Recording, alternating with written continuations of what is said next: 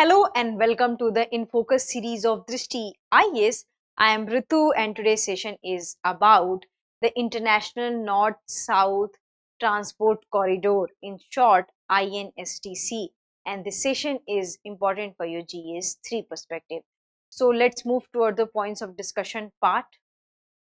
So first of all, we are going to discuss the news, then we'll have a discussion on INSTC, then we are going to discuss about the India's role into it and what it has significance for India, and then we are going to discuss practice question for prelims. Before that, you have to like, share and subscribe to this TIAS channel. Moving towards to the news part. So the news is that the 10th edition of Raisina Dialogue is happening, and in this edition there is a special session dedicated to the INSTC. So that's why this particular thing is in news, and this is not just a normal thing because INSTC gives an opportunity to connect India from the Europe and the Central Asian countries. So that's why this particular thing is very much important, because by looking at the geopolitical circumstances where every other country is fighting with each other, so in these circumstances there must not be hindering of the export and import, and for that INSTC is a solution. So we have a solution and we have one alternative in the form of INSTC, and this is not just alternative for India, it is also alternative for the Russia, it is also alternative for the Central Asian countries and Iran also. So that's why this particular topic is very much important for your examination, especially from geography point of view, because there are chances that they can ask questions related to the location of these countries. So that's why this is the news which we are going to cover up in today's session. So what is INSTC? So INSTC is a multimodal trade route connecting India, Iran, Russia and beyond, is gaining attention due to its role in enhancing trade connectivity. So that's why this particular thing is in news. Now we are going to discuss about the Drishti IAS Noida classes. So as you already know that Drishti IAS is also in Noida, and we have ISGS foundation course available in both the mediums, Hindi medium and English medium. So ISGS foundation course is prelims cum mains. So here are the details. For English medium, the date, the class will begin by the 8th April, time 6 p.m. Hindi medium, the class will begin by the 26th of March, time 6 p.m. And if you want to know more information about such classes, you can call us on 87501 87501.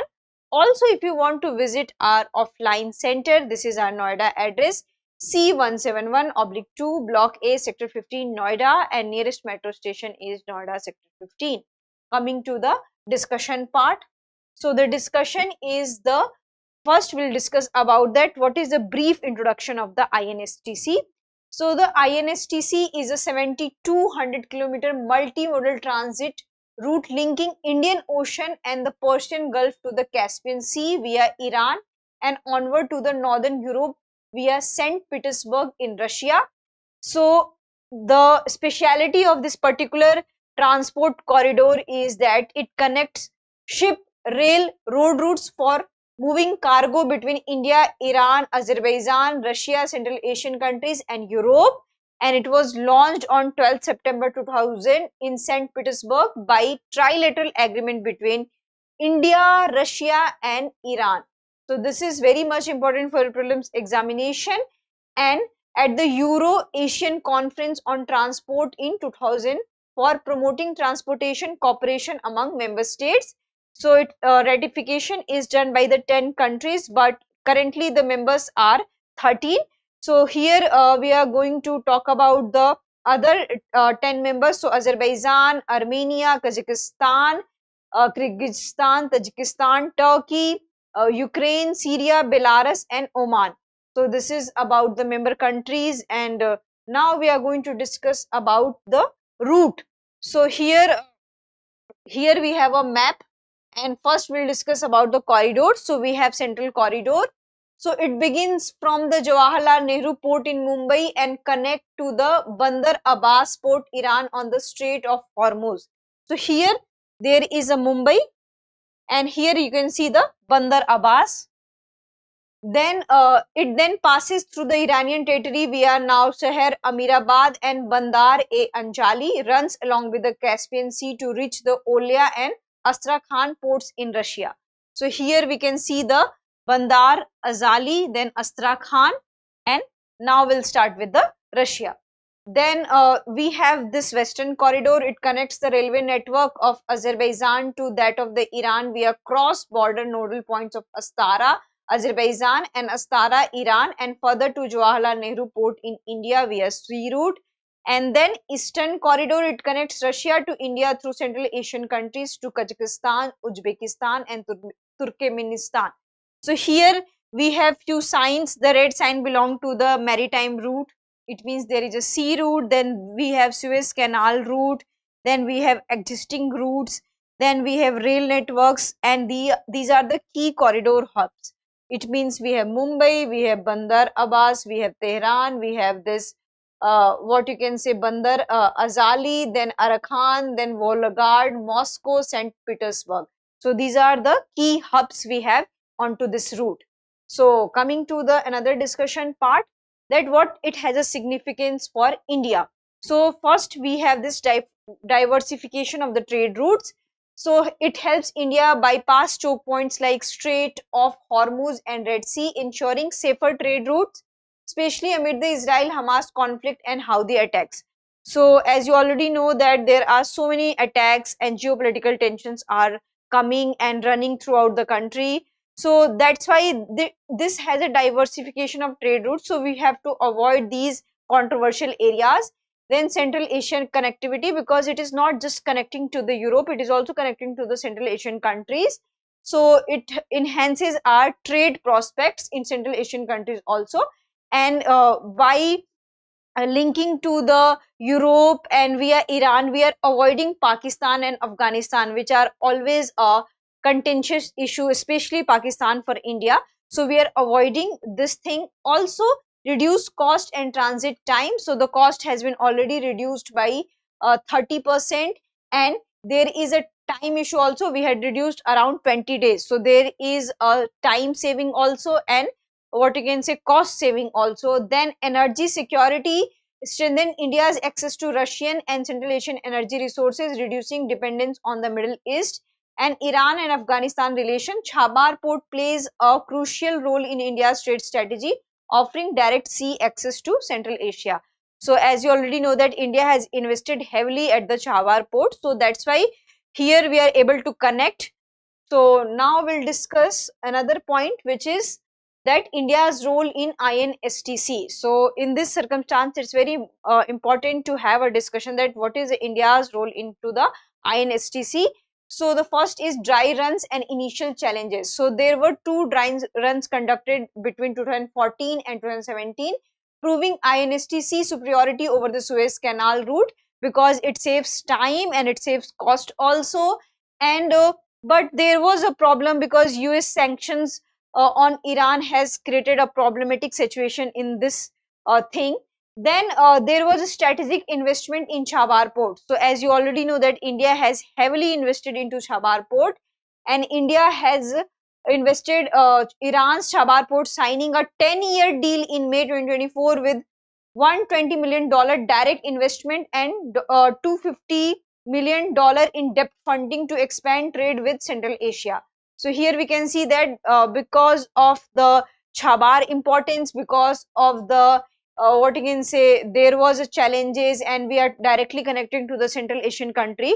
This particular thing is very much significant for India. We have another significant also, like India's alternative to China's BRI. As you already know that China is growing its Belt and Road initiatives. So India also need something to counter that, and INSTC is considered as a alternative to China's BRI by India.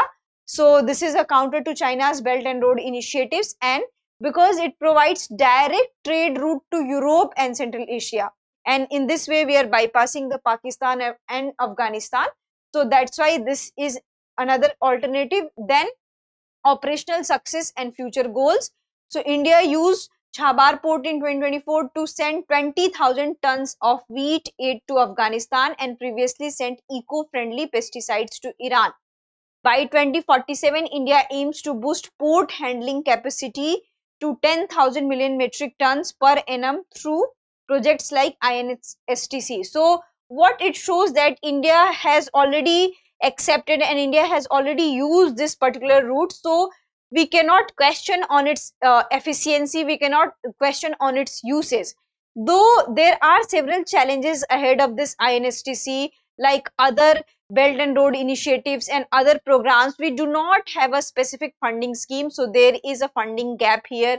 There is also sanctions by another country. Suppose that Iran has facing sanctions from the US, so these are creating problems, and there are sometimes a problem of geopolitical tension. So all those reflects into the INSTC, but this particular INSTC is again in discussion because of the Raisina Dialogue.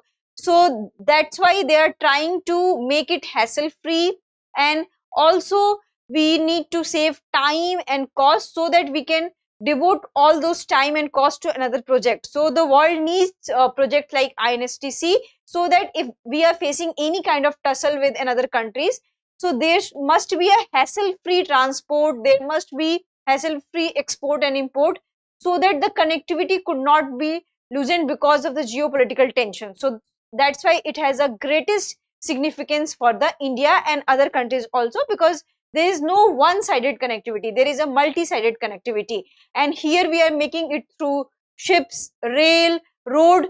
So all other means we have used to this particular corridor. Now we are going to discuss the practice question for prelims. Which of the following countries are directly involved into the INSTC project? This is very easy one. India, Iran, Russia, China. Select the correct answer using the codes given below. 1, 2 and 3, 1, 3 and 4 only, 2, 3 and 4 only, 1, 2, 3 and 4. So you can answer this into the comment section, and I hope you like this session.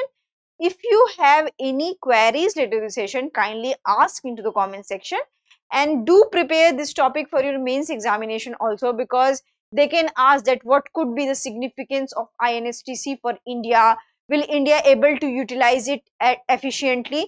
So these are the probable simple mains question we have, so you can practice at your home. Thank you, have a nice day.